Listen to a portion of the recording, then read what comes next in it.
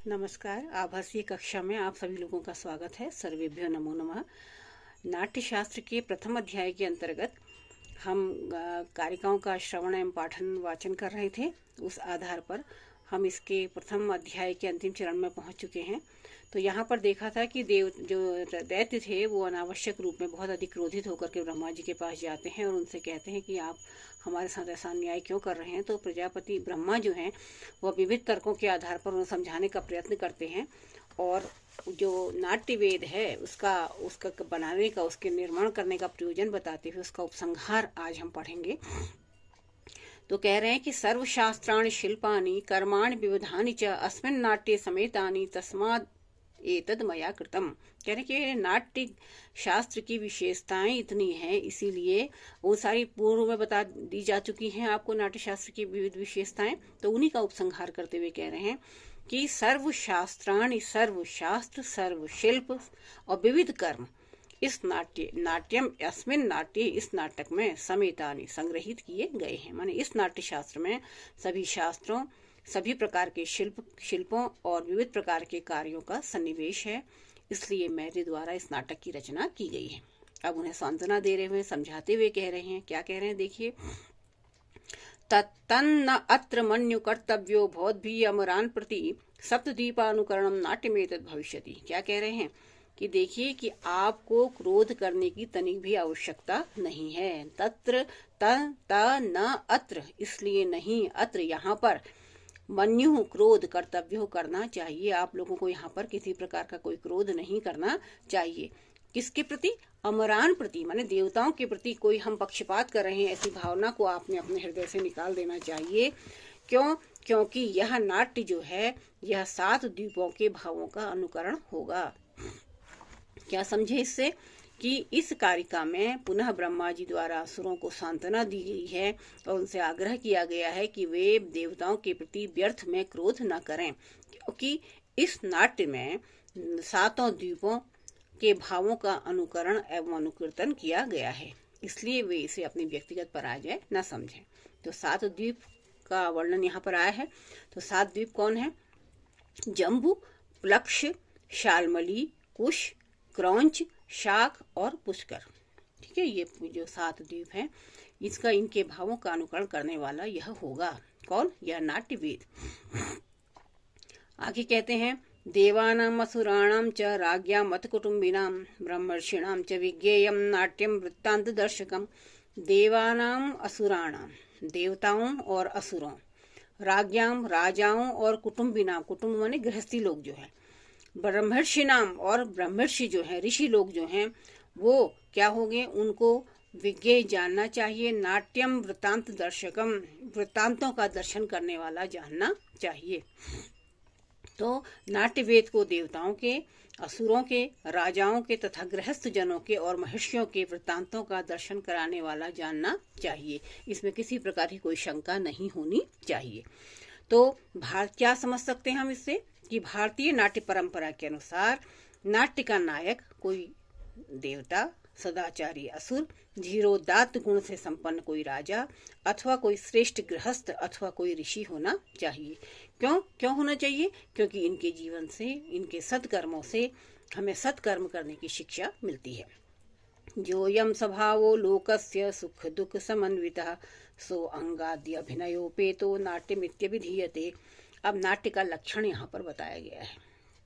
कह रहे हैं कि यो अयम स्वभावः, यो अयम, और जो, जिसका स्वभाव है, लोकस्य संसार का, सुख दुख समन्वितः, सुख और दुख से युक्त जो प्राणियों का स्वभाव है, इस संसार में सुख और दुख के सम्मिलित रूप जो कि प्राणियों का, यहाँ रहने वाले प्राणियों का स्वभाव है, वही सो अंगादि अभिनय उपेतः, वह अंगादि आंगिक अभिनयों से युक्त होकर के नाट्यम इति अभिधीयते, नाट्य ऐसा कहा जाता है। तो संसार में सुख दुखात्मक प्रवृत्तियों का चतुर्विध अभिनय ही नाटक कहा जाता है। यहाँ अंगादि का वास्तविक अभिप्राय जो है वह आंगिक चेष्टाएं, माने केवल अंगों के द्वारा किए गए अभिनय से नहीं है, अपितु अभिनय के जो 4 प्रकार बताए गए हैं, क्या? आंगिक, वाचिक, सात्विक और आहार, इन सभी प्रकारों से यहाँ पर लिया गया है। वेद विद्येति इतिहासाम् आख्यान परिकल्पनम विनोदकरणम लोके नाट्यमेतद् भविष्यति। श्रुति स्मृति सदाचार परिशेषार्थ कल्पनम विनोद जननम लोके नाट्यमेतद् भविष्यति। वेद विद्या इतिहास आख्यान, तो वेदों, विद्याओं, इतिहासों और आख्यानों की, इतिहास के आख्यानों की परिकल्पना करने वाला यह नाट्य विनोद करणम लोके, संसार का मनोरंजन करने वाला होगा। और यही नाट्य क्या है? श्रुति स्मृति सदाचार, श्रुति स्मृति सदाचार और शेषार्थ कल्पनम, शेष बचे हुए अर्थों की कल्पना करने वाला मनोरंजनकारी होगा। तो क्या भाव निकला इसमें से कि नाट्य में वेदों एवं इतिहास पुराणों के आख्यान की परिकल्पना होती है। आख्यानों की परिकल्पना, कल्पनात्मक अभिव्यक्ति ही नाट्य है, और यह नाट्य जगत में विनोद का जनक होता है, अर्थात विनोद का कारण, मनोरंजन का कारण करने वाला होता है। एतस्मिन् अंतरे देवान् सर्वानः पितामह क्रियताम् मध्य विधिवत यजनम नाट्य मंडपे। अब इसके उपरांत, अब दैत्यों को तो समझा दिया, सब कुछ बता दिया उन्हें है। अब उसके बाद देवताओं को आदेश दे रहे हैं ब्रह्मा जी। एतस्मिन् अंतरे, इसके पश्चात, देवान सर्वान पितामह, इसके पश्चात ब्रह्मा जी सभी देवों से बोले। क्या बोले? क्रियताम अद्य, अद्य क्रियताम, आज करें, क्या करें? विधिवत यजनम नाट्य मंडपे, तो नाट्य मंडप की विधिवत पूजा आप करें। और कैसे करें? बलि प्रदानेर होमिश्च, बलि प्रदान करके, होम यज्ञ करके, मंत्रोषधि समन्विते, मंत्र औषधि से युक्त, भोज्यश्च यक्षिश्च पानिश्च, भोज्य भक्षण और ये भोज्य पदार्थ हैं, भक्ष्य पदार्थ हैं, और पानिश्च बलि समुकल्पयत कल्पयताम मृत्युलोक गतः सर्वे शुभाम पूजामवास्थ्यस्थ अपूजयित्वा रंगम तु नैव प्रेक्षाम निवर्तयेत है। प्रवर्तयित और कहीं कहीं निवर्तयित पाठ मिलता है, वैसे प्रवर्तयित पाठ ही यहाँ पर उचित है।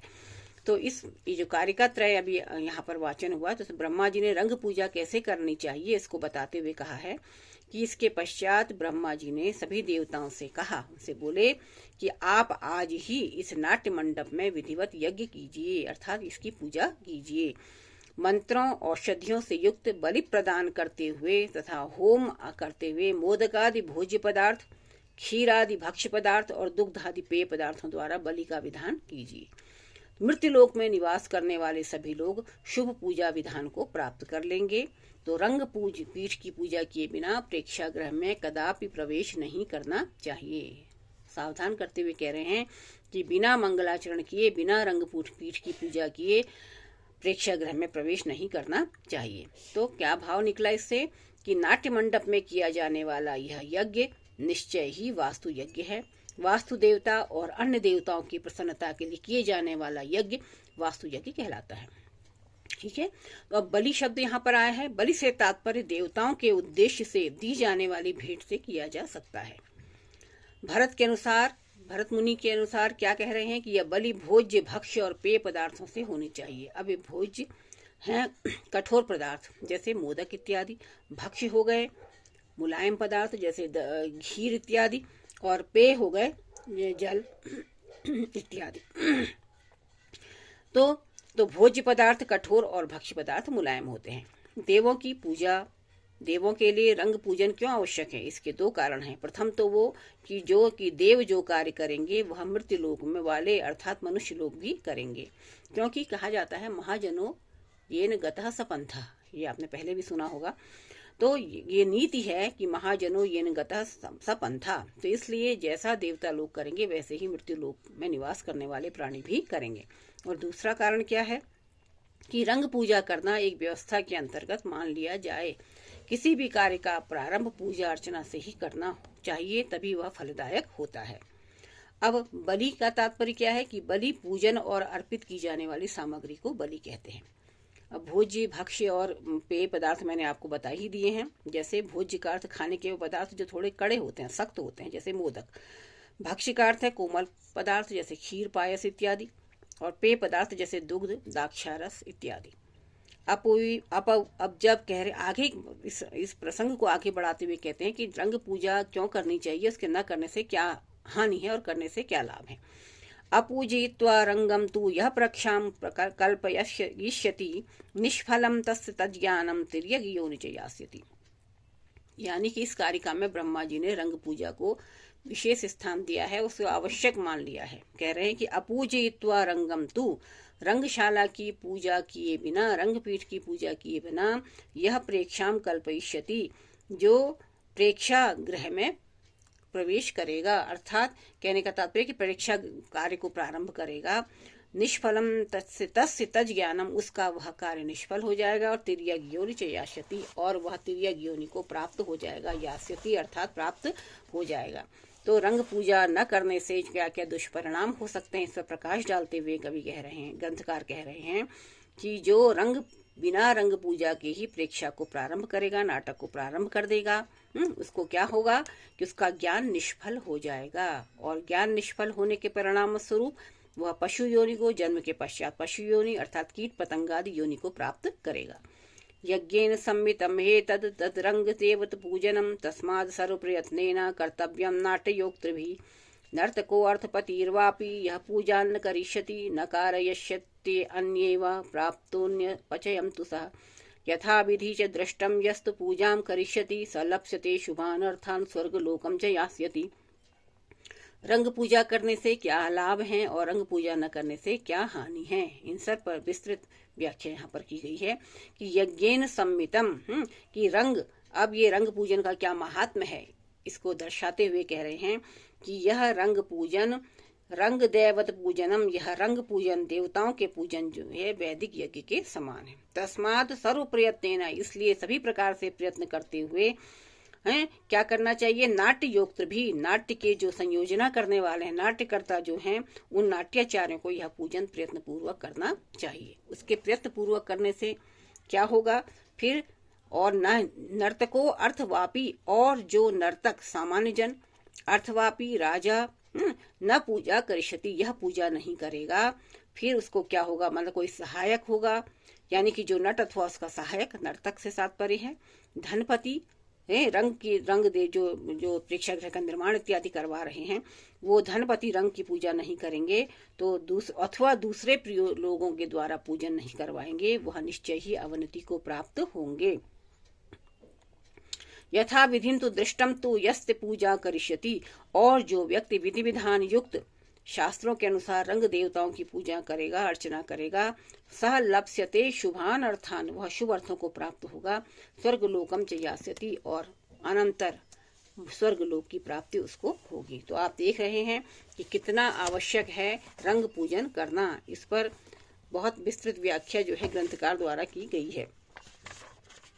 ये जब कह दिया कि इस प्रकार से, तब आगे कह रहे हैं कि इसलिए क्या है, देखिए कि जब इतना कार्य हो गया तो अब इसी को भाव क्या निकला है यहाँ से कि नाट्य वेद जो है पंचम वेद है, जैसे वेदों की पूजा की जाती है ऐसे नाट्य वेद की पूजा भी करनी चाहिए, और नाट्य ग्रह का पूजन यज्ञ के समान ही माना जाना चाहिए। तो रंग पूजन का विधान इसलिए किया जाता है कि इसमें सभी देवताओं के नामों से बलि होम किए जाते हैं, अतः रंग पूजन दैवत पूजन ही सिद्ध हो सकता है, सिद्ध होता है। अर्थपति से अभिप्राय उन धनिकों से है जो कलाकारों को आश्रय प्रदान करते हैं और उनकी कला के प्रदर्शन हेतु प्रेक्षागृह, रंगमंच इत्यादि का निर्माण करवाते हैं, उसमें करवाते हैं माने आर्थिक सहायता प्रदान करते हैं, और कला और कलाकारों को विविध प्रकार का संरक्षण प्रदान करते हैं। तो विधि का तात्पर्य क्या है, शास्त्रोक्त विधि, और दृष्ट का तात्पर्य है लौकिक रीति से, यानी कि लोक नाट्य की, लोक और वेद में, नाट्य जो है मैं लोक और वेद दोनों की महत्ता समान महत्ता स्वीकार की गई है। एवं मुक्त्वा, इतना सब कुछ जब कह दिया तो तम एवं मुक्त्वा तो भगवान द्रुहिणः सह देवतै रंग पूजां कुरुष्येति मामेव समचोदयेत्। अब क्या है कि भरत मुनि कहते हैं कि एवं उक्त्वा, इस प्रकार से भगवान द्रुहिण अर्थात भगवान ब्रह्मा ने इस प्रकार कह करके जब सब देवताओं को, दैत्यों को, सबको समझा दिया, उसकी पूजन विधि बता दी, किस प्रकार से करनी चाहिए, यह सब प्रक्रिया बता दी, तो तब उन्होंने मुझे आदेश दिया है। तो यानी कि रंग पूजा कुरुष्वेति, तुम रंग पूजा करो, मामेव समचोदयेत। अब कहा कि ब्रह्मा जी ने इस प्रकार कह करके मुझे और देवताओं को इसी विधान, जिस प्रकार से उन्होंने पहले बताया था, उसी के आधार पर रंग पूजा करने के लिए प्रेरित किया। तो इस आपने देखा, ये हमारा प्रथम अध्याय यहाँ पर संपन्न होता है। तो इस अध्याय में रंग पूजा या रंग पूजन का शब्द अनेकशः बहुबार प्रयुक्त हुआ है। तो आचार्य अभिनय गुप्त की दृष्टि से यदि हम देखें तो उन्होंने रंग की व्याख्या जो की है वो इस प्रकार की है, रज्यते इति रंगो नाट्यम, अर्थात यह प्रेक्षकों का अनुरंजन करता है, इसलिए रंग है, इससे यह नाट्य अर्थ का वाचक है। दूसरा, नाट्य का आधार होने के कारण नाट्य मंडप भी रंग ही कहलाता है। तीसरा, नाट्य का अधिष्ठाता होने के कारण नाट्य देवता भी रंग कहलाता है। तो इस प्रकार आपने देखा कि यहाँ पर जो इसके पश्चात मंडपाध्याय जो हमारा प्रारंभ होगा, उससे पहले की भूमिका जो है वह ग्रंथकार द्वारा यहाँ पर प्रस्तुत की गई है। आशा है यह प्रथम अध्याय आपको अच्छी तरह से समझ में आया होगा। इसकी कारिकाएं, पहले कारिकाओं का वाचन किया गया, उसके बाद उसका अर्थ बताया गया, उसके बाद उसकी व्याख्या की गई। इसके अंतर्गत भी कई प्रश्न बनते हैं जो कि द्वितीय अध्याय, क्योंकि प्रथम और द्वितीय अध्याय दो हमारे पाठ्यक्रम में निर्धारित हैं, तो जब द्वितीय अध्याय हमारा संपन्न हो जाएगा तो उसके पश्चात प्रथम और द्वितीय अध्याय के कतिपय जो मुख्य हैं, प्रमुख परीक्षा उपयोगी दृष्टि से जो प्रमुख प्रश्न हैं अथवा अन्य प्रतियोगी परीक्षाओं के आधार पर भी जिनसे पूछा जा सकता है, वो प्रश्न आपके समक्ष उत्तर सहित प्रस्तुत किए जाएंगे। तब तक के लिए धन्यवाद। नमस्कार। सर्वेभ्यो नमो नमः।